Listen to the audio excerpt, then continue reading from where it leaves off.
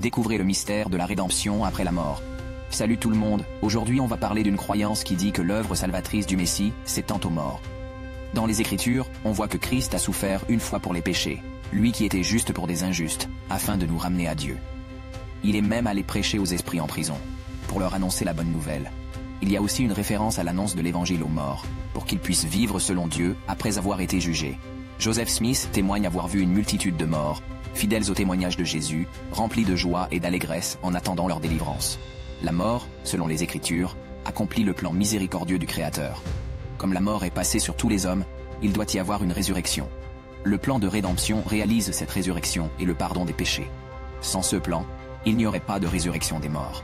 Aaron explique ce plan de rédemption au Père de l'Harmonie, depuis la création d'Adam jusqu'à l'expiation préparée par le Christ dès la fondation du monde. Et voilà, c'est une belle histoire de foi et de rédemption, où la mort n'est pas la fin mais le début d'une nouvelle vie. Restons dans la foi et l'espérance, car la résurrection est une promesse d'amour et de grâce pour tous ceux qui croient. Ce plan fut ordonné avant le début du monde. Dans Doctrine et Alliance 128-22, il est dit « Persévérerons pour cette grande cause.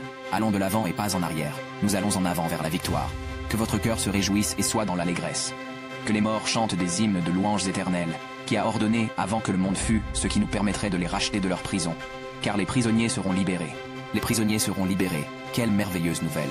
Jésus dit « Voici mon œuvre et ma gloire. C'est de réaliser l'immortalité et la vie éternelle de l'homme. » C'est trop top, non? Tel est le plan de salut pour tous les hommes, le magnifique plan de Dieu prévu à l'avance.